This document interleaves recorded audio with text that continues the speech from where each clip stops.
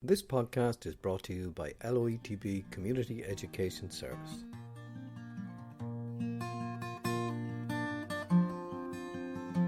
I was just going to give you a sort of an introduction to it because it was a complete mistake, or it was a complete. There was no plan that I'd ever enter Boora or go near Boora. I had plans to do something else. So I sort of just described my first morning in Boora. From my memory, my last exam in the secondary school was in chemistry for my leaving cert. And a couple of days later, my twin brother and myself commenced seasonal work at Mountdillon Works, Lanesborough, in 1978.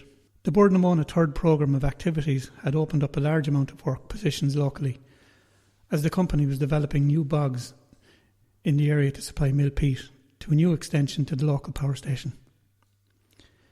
We had simply put down our names for summer work before we would go off to our planned third level education. And lo and behold, as I say, my last exam was on a Monday evening, and we got a call on the Tuesday, the following day, to be ready for Thursday morning. So we were both assigned to a supervisor, Gerry O'Brien, a man that we knew well because he was our neighbour. Gerry was a very pleasant and friendly Limerick man, and both of his sons went to the same school in Kilkenny as we did. However, they were a few years older than us. That morning, he was well dressed in a collar and tie and sports jacket, as was the style of the older Boora supervisor or ganger at the time. Gerry drove us to Mountdillon main office, where we were set up with control numbers and the necessary administration to get us started. Then we headed for Clontuskert Bog, just a few miles outside Lanesborough, on the Roscommon side of the River Shannon. It was a glorious June morning, and Gerry explained to us that he was going to walk from one side of the bog over to where some development machinery was working. This virgin bog was in the initial stages of being ploughed and drained, and the surface waters were being taken off. So my initial take on this bog was that it was just immense. The area that was in development was huge, but everything was lovely and tidy. It was a pure carpet. Gerry, from the very start of our walk, just seemed to be so well informed about the flora and fauna and the nature and location. He was able to pick up a bog flower or a weed and explain to us what it was called. He also had a Latin term for it, and I can still remember and wonder when he picked up a handful of bog moss and explained to us that it was called Sphagnum cuspidatum. He told us that we were on a raised bog shaped like a dome, and many of these bogs were found all over Irish Midlands, where glacial lakes were once present. We eventually arrived at one end of the marshy terrain where a large machine called a screw leveller was ploughing the bog. This machine was driven by one man and had a large timber track on either side. Another man, who helped the driver, lifted the plough at the end of each drain, or when the bog got very soft, he lifted it with a manual winch. And when we got there, it was tea time, and a kettle was boiled with a gas cylinder in the cab of the screw leveller, while 5 or 6 of us sat outside on the tracks of the machine, having our tea and our mother's freshly made ham sandwiches. Everybody was friendly, and the various topics of conversation came up, and among them jovial slagging about Roscommon and Longford football. We were both brothers quizzed as to what we were going to do with ourselves and what our future plans were. And it wasn't until the screw leveller driver taunted Gerry about a poem that we then discovered that, and afterwards, that our ganger was able to recite many long pieces of English prose or poetry from Shakespeare and other writers. He certainly was someone who could be described as engaging. He was special. even though what we were doing with the bucket is we were ploughing it and taking the surface water off it to create a fuel. After 40-something years now, we're going the other way, and gosh, were we doing right at all, even though it was a brilliant moment for me. All the people who sat on the screw lever that morning, including my brother, have passed away in the meantime. I would have learned over the years that not as many people who I met were like Gerry and knew the Latin terms for the various headers and such like. But the glorious memory of the first morning, welcome, and the family-like gathering was repeated in many of the locations where I worked in Boora. I always sort of felt it was a happy place. No, it was an accident I went into it because we had planned. I had a couple of things applied for. I loved sports at the time, and I was very interested in going into PE or civil engineering. I wanted to do civil engineering, and I'd applied to do that in college. And what happened was that before the end of that summer, I had that first morning I started to work with a land surveyor because they were setting out the bogs for ploughing and all that sort of crack. And I had spent the summer with him then. And at the end of the summer, a job came up for a trainee land surveyor. And I was after spending a couple of months working with a fella, so I went for an interview and did it. And they offered me a trainee surveyor's job below in Shannonbridge.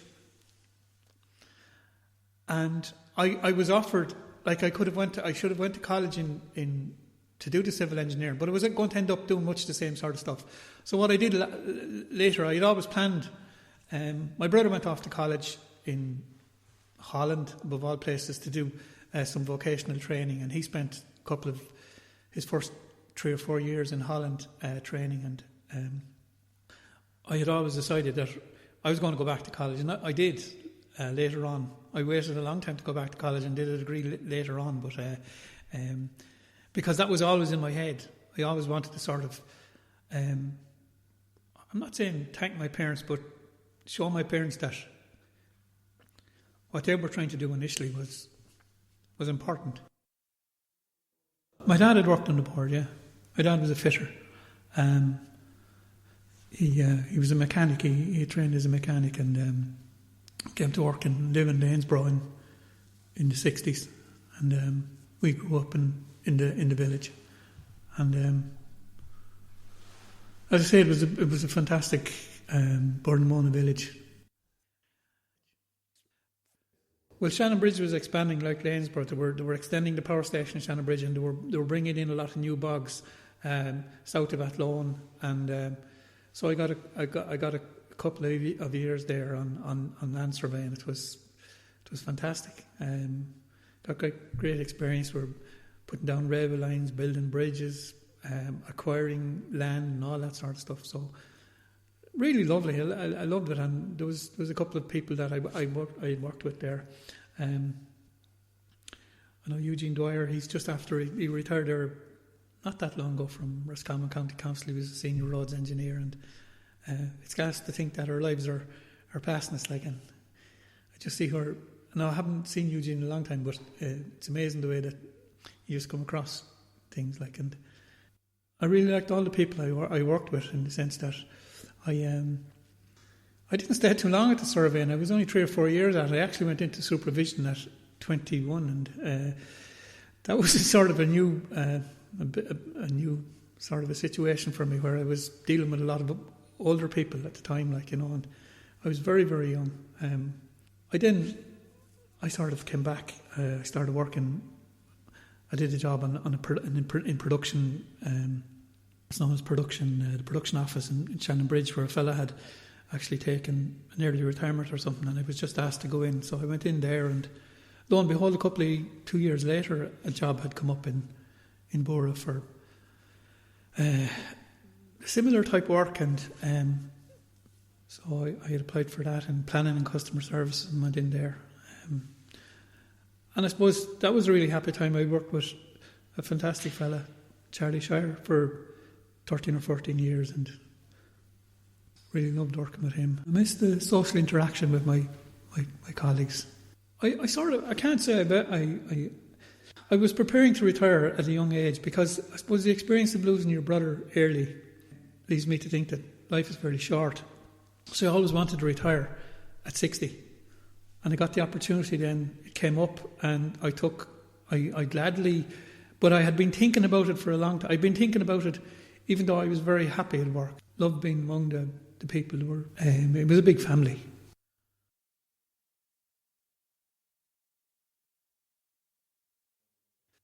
Yeah, when I left, I left, as I say, it's only 2 years. I only left in November 2019, and got the opportunity to leave. And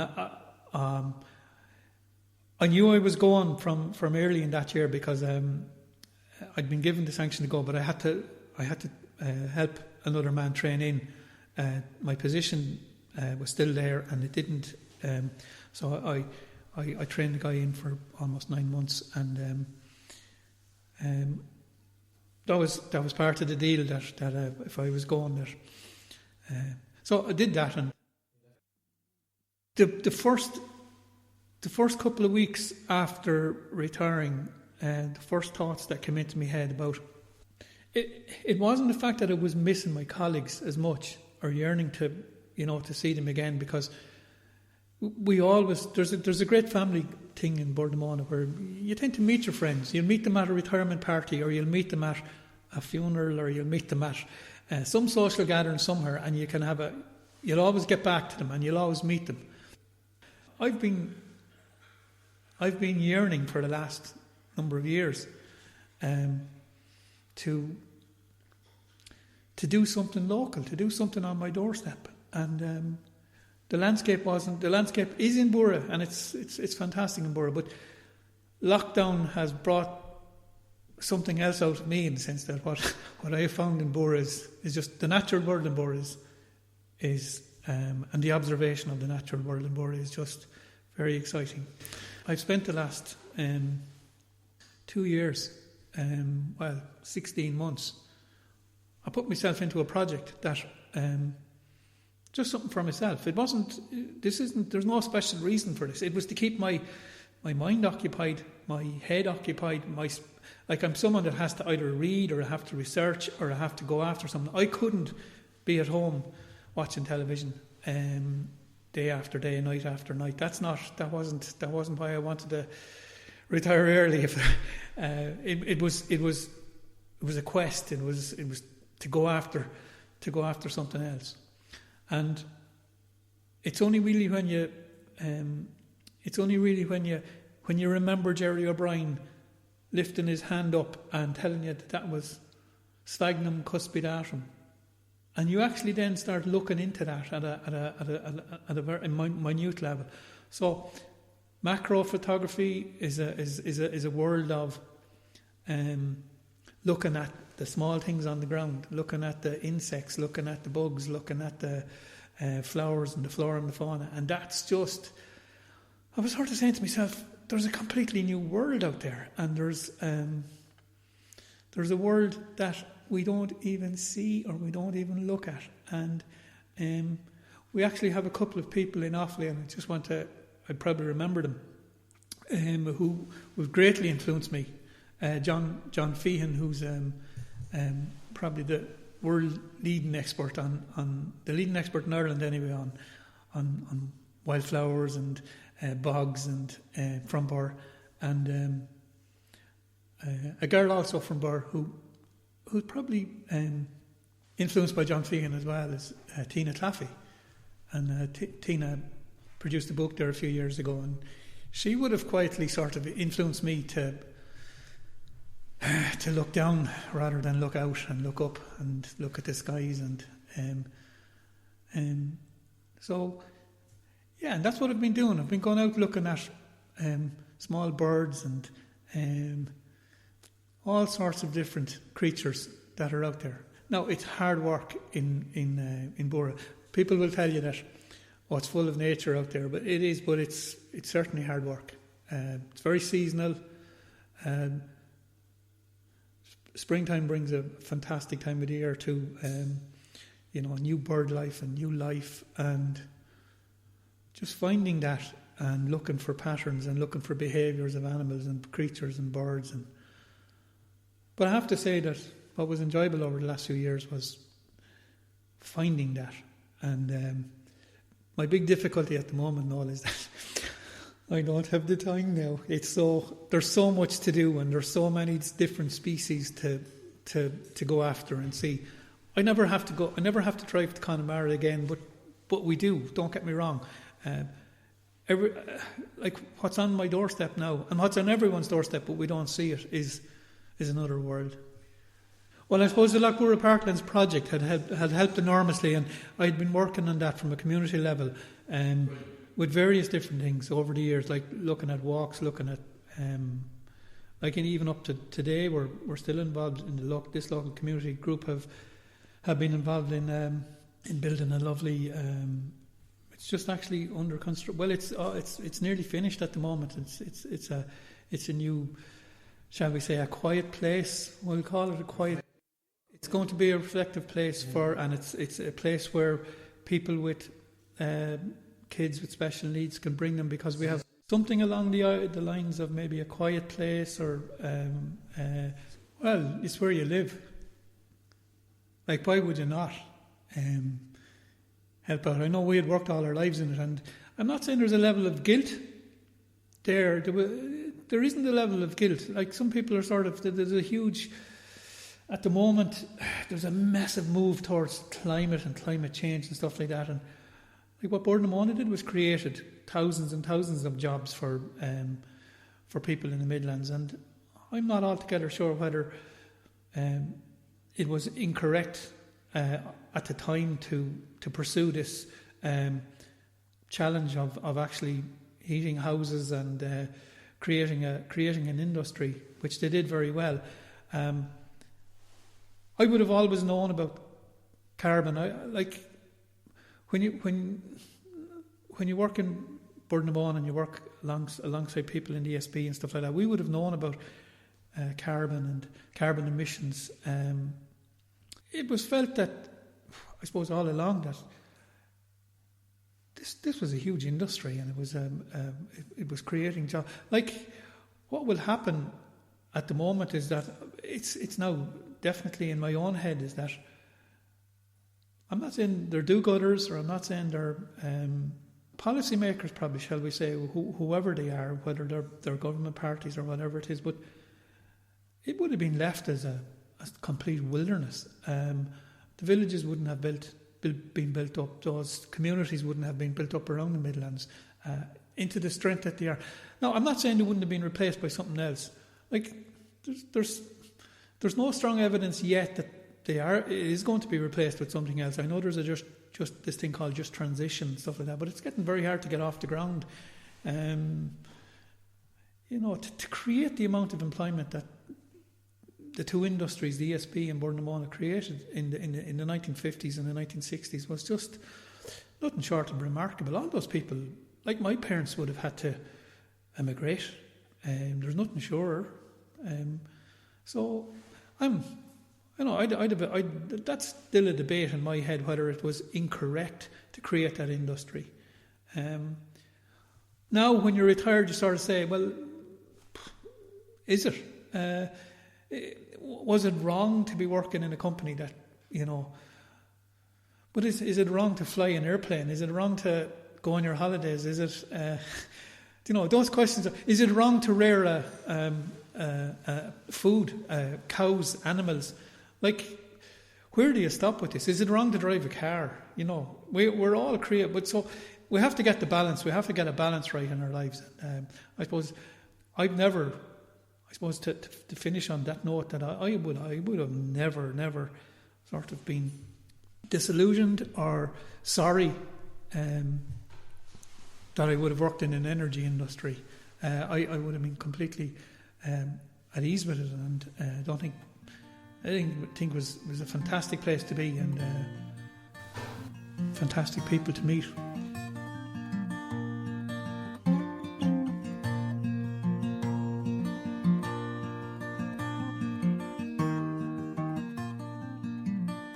This podcast is brought to you by LOETB Community Education Service.